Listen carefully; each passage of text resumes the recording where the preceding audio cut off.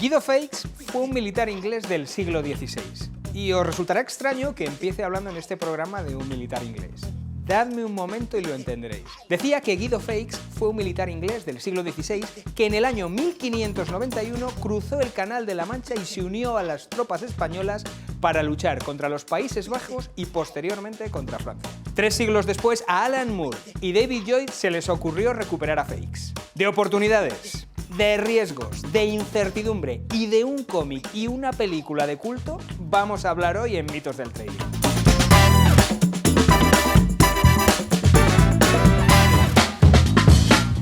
Alan Moore y David Lloyd en 1980 crearon y recuperaron un símbolo con este cómic, V de Vendetta, y que se resume en un solo objeto, una sola cosa, la máscara de Guy Fawkes. Durante la película, el personaje que está detrás de la máscara, hay un momento que dice una frase: no hay certezas, solo oportunidades. En un mundo cada vez más cambiante, en el que se nos pide ser cada vez más flexibles, hay gente que sabe aprovechar las oportunidades. Y de eso vamos a hablar hoy con José Miguel Sánchez, que es conferenciante, psicólogo y coach de directivos y ejecutivos. Muchísimas gracias por estar con nosotros y por acompañarnos hoy, José Miguel. Al contrario, Juan Antonio, el placer es mío. El placer es mío. Me encanta la frase que has dicho. ¿Eres un oportunista? Bueno, si por oportunista entendemos a alguien que aprovecha sus oportunidades, yo miro a mi historia vital y diría que sí. Porque he aprovechado muchas. Elaborando un poco el programa y viendo la película y viendo un poco la frase y oportunidades, es una de las primeras cosas que me preguntaba, ¿no? Y que quería comentar contigo. Siempre tendemos a asociar esa connotación negativa, ¿no? De, oye, aprovechamos las oportunidades, eres un oportunista. Esto, ¿por qué puede ser? ¿O por qué le asignamos ese papel o esa connotación negativa a la palabra? Pues mira, tiene mucho que ver con nuestra cultura. Vivimos en una cultura donde desde pequeño hemos oído muchas frases que nos han limitado. El ser oportunista te limita, porque claro, si tiene una connotación negativa, no vas a querer hacerlo. Pero déjame que te dé otras dos. Más vale pájaro en mano que ciento volando. Es una frase que hemos oído desde bien pequeños. Y yo siempre digo, mal se me tiene que dar para que si hay 100 pájaros volando, no cace hoy 10. Que nos limita. 5, 15, claro que nos limita. Esa frase nos limita. Pero hay otra. Más vale lo malo conocido que lo bueno por conocer. Y tú dices, joder, si lo que tengo es malo, voy a darme una vuelta, voy a explorar el mundo a ver si encuentro otras cosas. Todo esto conforma una cultura que al final acaba creando modelos mentales en las personas. Por lo tanto, en esos modelos mentales, la incertidumbre no nos gusta y buscamos certezas. Pero claro, vivimos en un mundo donde las certezas no existen. Como decía la frase, hay oportunidades. Ahora, ¿quieres ir a por ellas? ¿Te apetece salir a por ellas y arriesgarte? He hablado de explorar. ¿A cuánto nos gusta explorar territorios desconocidos? La mayoría de las personas que te vas a encontrar, no. Por lo tanto, cuando tú me preguntas si soy un oportunista y yo miro atrás en mi historia personal, te diría sí. He aprovechado muchas oportunidades. Y volviendo a la frase, ¿no? La de, oye, pues no tenemos más que oportunidades, no hay certezas. Al final es una frase que, bueno, Einstein ya también decía, ¿no? Que en donde está la dificultad está la oportunidad. Sun Tzu también decía que solo vamos a encontrar el camino a la victoria cuando veamos en los problemas oportunidades. El propio Richard Branson, ¿no? Que decía que, bueno, que las oportunidades son como los autobuses. Cuando se va uno ya está en camino el siguiente. ¿Tú crees que esto es cierto? O sea, que realmente las oportunidades están ahí y llegan como los autobuses. Soy un auténtico convencido. Pero para eso tienes que condicionar tu mente. De alguna manera incluso resetearla. Nuestra mente tiene muchísimos sesgos. Entonces, en el momento que tú utilizas uno de esos sesgos, te estás condicionando, te estás limitando.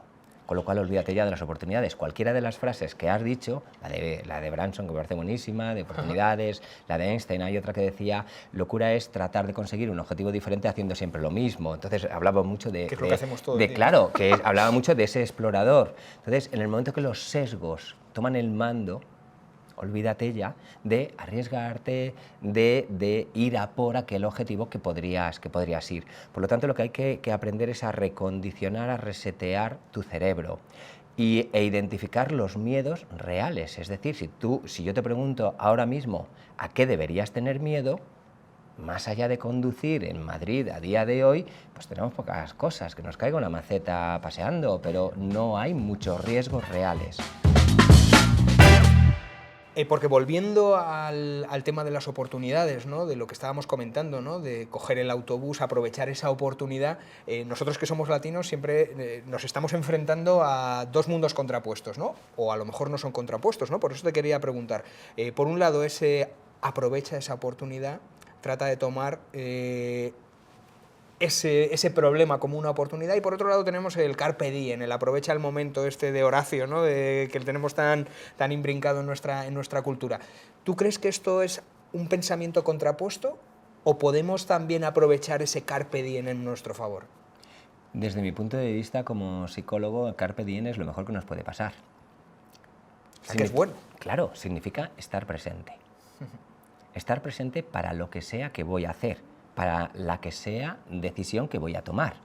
Por lo tanto, en el momento que tú tienes toda la información y estás presente y no estás a estímulos externos que no tocan, tú la decisión que tomes será la que quieres tomar, que muchas veces las decisiones que tomamos no son las que de verdad queríamos tomar, por esa parte irracional. Por lo tanto, el carpe diem, el estar presente, el aprovechar el momento, desde mi punto de vista, es algo que deberíamos hacer habitualmente los seres humanos. Mejor nos iría, incluso puedo añadir. ¿Por qué? Porque vivimos demasiado tiempo en el futuro, a ver qué pasa, a ver si dentro de un año, y anclados al pasado. Claro, es que como me pasó esto, ahora esto me condiciona. Por lo tanto, ese carpe diem es aprovechar el momento, que no va a volver a pasar. Esta entrevista no volverá a pasar. Aunque mañana volviéramos a hacerla, no sería la misma entrevista. Entonces, cuando hablamos de cualquier decisión que estamos tomando, aprovechar el momento, estar presente, tener la información te va a ayudar a tomar la decisión. ¿Eso quiere decir que el éxito está asegurado? Nunca, esto es como en el deporte. Tú tienes que conseguir dar lo mejor de ti, jugar tu mejor partido. Elige el deporte que quieras, jugar tu mejor partido. Y luego está la suerte, está el rival, está la canasta, está la red, los palos, etcétera, etcétera, etcétera. Pero lo que sí puedes y debes pedirte a ti es jugar tu mejor partido. Has hablado, José Miguel, de estar presente y me parece un concepto muy importante. Bueno, no sé si sabes que Alan Moore no quiso aparecer en los títulos de crédito. Él estaba muy descontento con lo que se había hecho con su obra, con el cómic. Por lo visto está descontento con todas las obras que se han pasado al cine. Pero sí que me parece interesante en esa traslación del cómic, la película, el libro, película, y esto veo que se refleja un poco también con nosotros mismos, ¿no? Un poco el yo que somos nosotros de cara a los demás y el yo que somos nosotros y el yo auténtico, ¿no? ¿Cómo crees que a lo mejor... ¿Crees a lo mejor que nos estamos autolimitando y crees que podríamos crecer mucho más si dejamos más paso al cómic para que vaya a la película? Lo que pasa es que entonces no sería políticamente correcto. Y ahí es donde entra la limitación que nos ponemos. ¿Cómo resolvemos esa limitación? A través del autosabotaje. Es decir, acabamos diciendo, bueno, pues esto es lo que me tocaba o esto es lo que me tenía que pasar, etcétera, etcétera. Este ejemplo que cuentas me parece muy interesante porque al final, en el cómic, probablemente Moore lo que hizo fue dar rienda suelta a su creatividad. Y en la película, esa creatividad se paró. Si estuviera aquí Freud, él te hablaría del yo, del ello y del superyo. El superyo es el juez, es la película. Y el ello es el cómic. Como no está aquí Freud, no vamos a hablar de psicoanálisis, sí que es verdad que muchas veces creemos que lo que van a pensar los demás es más importante que lo que voy a pensar yo. Por ejemplo, hay otro sesgo que tiene que ver con estoy perdiendo, y en vez de salirme, la aversión a la pérdida. Me quedo, la aversión a la pérdida. Y eso tiene que ver mucho con el sentimiento de fracaso. ¿Qué van a pensar los demás si me salgo habiendo perdido un 10%? Con lo cual me quedo y ya voy perdiendo por un 40 o un 50. Llevándolo a nosotros, yo te diría, mientras no hagas daño a otras personas, disfruta de la vida. Porque esto acaba mal. Es decir, esto que llamamos vida acaba mal. Es decir, todos sabemos cómo acaba. Por lo tanto, todos esos momentos que te lleves de disfrute, de decisiones propias, tomadas por ti, estando presente, conociéndote bien, bueno, pues eso, mientras no hagas daño a nadie, eso que te llevas y eso que disfrutas tú. Justo eso que comentabas de la aversión a la pérdida es algo que pasa muchísimo en el trading y de hecho hay estudios psicológicos que demuestran que para que tú tengas, para que tú recuperes mentalmente cada euro de pérdida, tienes que tener 2 euros de beneficio, o sea, el doble. Tienes que doblar la ganancia para superar lo que te ha supuesto la pérdida, ¿no? Sí, sí. Y volviendo un poco también al trading y a esos sesgos psicológicos, sí que vemos que en lo que son oportunidades, aprovechar esas oportunidades, vemos 2 mundos diferentes. Por un lado, gente que está continuamente en la zona de confort, que no toma decisiones, que vive su mundo más limitado, pero aparentemente exento de riesgos, y otra gente que es adicta a la adrenalina, que está tomando oportunidades continuamente. ¿Cuál crees que es el punto de equilibrio? ¿Dónde deberíamos movernos? Pues me encanta que te refieras a la zona de confort y su opuesta, a las personas que les gusta la adrenalina. Yo he escrito 3 libros y en los 3 hablo de que la zona de confort no es tal, sino que es una zona de dolor. ¿A qué me refiero? Nos gustaría salir de ella porque hay sufrimiento, pero no nos atrevemos. ¿Por qué no nos atrevemos? Porque cuando nos asomamos un poquito, lo que vemos es la incertidumbre de la que hemos hablado al principio de la charla. Vemos esos miedos, esa zona de miedos. Y entonces decimos, uy, esto que tengo ahora, aunque no me gusta, aunque me hace un poco de daño, es conocido. Por lo tanto, me quedo ahí. Por otro lado, hablabas de las personas que les gusta la adrenalina. Y eso está muy bien. Porque la adrenalina, bueno, es una hormona buenísima en el torrente sanguíneo cuando hay peligro.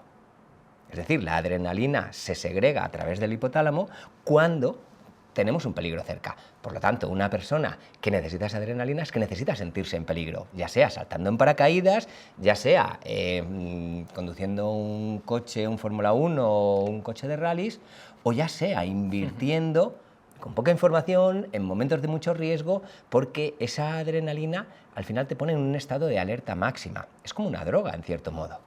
Entonces yo a esas personas les diría que anduvieran con cuidado porque, bueno, es peligroso. Demasiada adrenalina en el cuerpo, si no la liberas, puede llegar a ser muy peligroso y puede llegar a matarte.